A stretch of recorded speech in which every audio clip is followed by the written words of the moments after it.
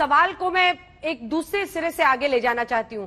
Gaurav Bhatia ji, Islamic emirate of Afghanistan, जो वो घोषणा करें, इस पर सुशांत सरीन जी भी और सज्जनहार जी भी बोलेंगे। सुप्रिया, मैं आपके पास भी आऊंगी।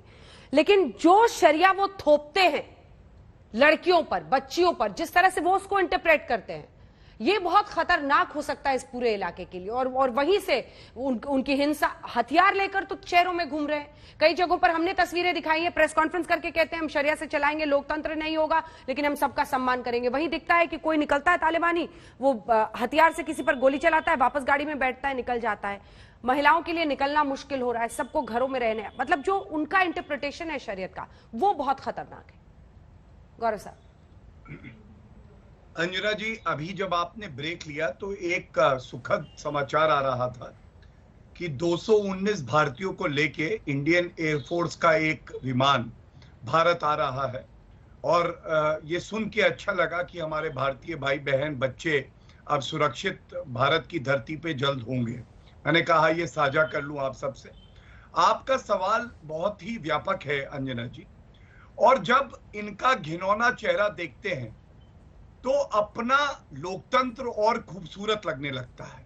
और देखिए अंजना जी, फर्क क्या है, हमारे यहाँ हिंदू, मुस्लिम, सिख, ईसाई, जैन, बौद्ध सब एक दूसरे के साथ, एक दूसरे के खुशी में दुख में साथ होते हैं। इनके यहाँ केवल और केवल आतंकवाद होता है। एक ही माँ के दो बेटे, एक सयाना बेटा भारत जो सुपर पावर बन गया, एक नालायक बेटा पाकिस्तान जो आतंकी बन गया। एक सयाना बेटा जो पूरे विश्व में अपनी आत्मनिर्भरता से खड़ा है और विश्व के देशों की मदद कर रहा है। दूसरा नालायक बेटा पाकिस्तान, वो भीख मांग रहा है। और सबसे बड़ी बात है, हमारे आदर्श कौन है? हमारे आदर्श है कैप्टन विक्रम बत्रा, हमारे आदर्श है अब्दुल हमीद जी, हमारे आदर्श है समीर भट्ट, इनके आदर्श Osama bin Laden, Hafiz Saeed की पॉलिटिकल पार्टी है अंजना जी।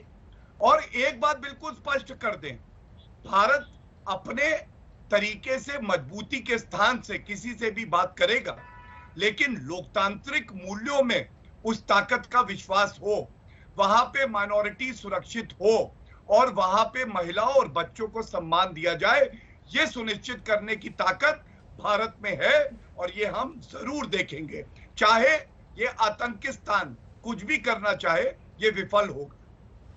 चौधरी साहब, बहुत गंदे लोग हो आपसे के साथ बहस करना, यकीन करें मुझे ऐसा लग रहा है बट मैं वक्त जाया कर रहा हूँ। पढ़े लिखे लोग अपने आप को कहते हो और दूसरे मुल्क के ऊपर ऐसी गंदी बातें करते हो।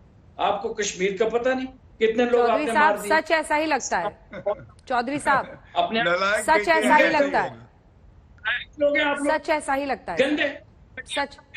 इमरान खान जब कह रहे हैं गुलामी की बेड़ियों से आजादी हो गई, तब आपको वो बड़े अच्छे लग रहे हैं।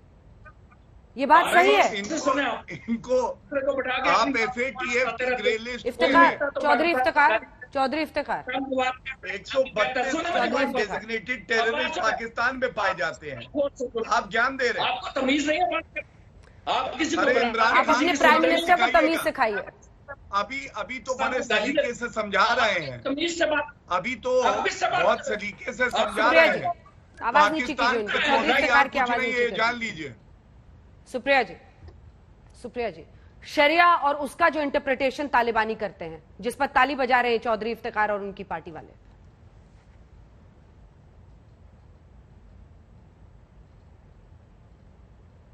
चाहिए कि हिंदुस्तान एक ऐसा देश है जहां पर हम मां के पैरों में जन्नत और यत्र नार्यस्तु पूज्यन्ते रमन्ते तत्र देवता के अनुसरण करते हैं। तो हमें ये ना बताएं कि पाकिस्तान के प्रधानमंत्री गलत कह रहे हैं या सही कह रहे हैं, उनको शर्म आनी चाहिए। वो लंदन में पढ़कर अंग्रेजी मीडियम से अब कहते हैं कि वो गुलामी की निशानी है। किस तरह की बातें पाकिस्तान करता है।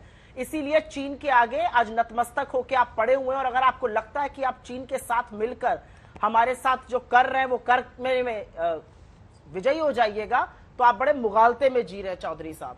मैं सिर्फ एक बात लेकिन यहां पर जरूर कहना चाहती हूं, और मैं गौरव भाटिया की बात से सहमत हूं कि ठीक है, हमें थोड़ा टाइम देना चाहिए, लोग वहां से सुरक्षित निकल जाएं, लेकिन कुछ बातों का भी जवाब देना होगा कि यूएस ने जो अनुबंध किया फरवरी 2020 में, और उन्होंने बोला कि 5000 आतंकी तालिबानी छोड़े जाएंगे, उसको मान्यता दिलाई जाएगी यूएन से और बाकी देशों से। हमें इसका बहिष्कार करना चाहिए।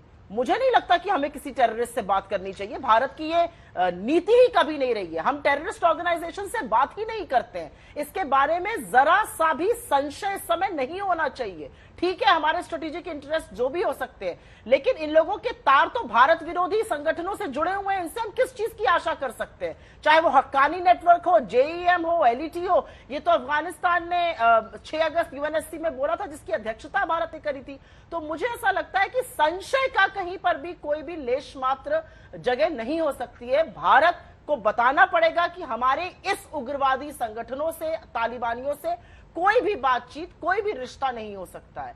हम भले अपने बारे में दुनिया को जो भी बताएं, लेकिन हमें अपने बारे में यह भी बताना पड़ेगा कि हम आतंकियों के साथ नहीं खड़े हैं, किसी भी तरह, किसी भी सूरत में नहीं खड़े।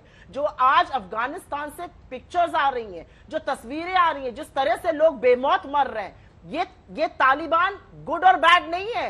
ये वही तालिबान है जो टेररिस्ट एक्टिविटीज करते हुए आया था। और जरूरी है कि भारत अपना स्टैंड क्लियर करके बोले कि हम ऐसे लोगों से लेश मात्र भी संबंध रखने में यकीन नहीं रखते हैं। हाँ, IC 814 हुआ होगा, हाँ हुआ या नहीं हुआ, इसके बारे में सरकार ने अभी तक कोई जानकारी नहीं दी है। लेकिन जरूरी है कि हमें अपनी पोजीशन क्लियर करनी चाहिए, जिससे कि पाकिस्तान के मन में कोई मुगालता ना रहे। चौधरी साहब जो यहां आकर हमको ज्ञान और प्रवचन दे रहे हैं, ऐसे प्रवचन की भारत को जरूरत नहीं है।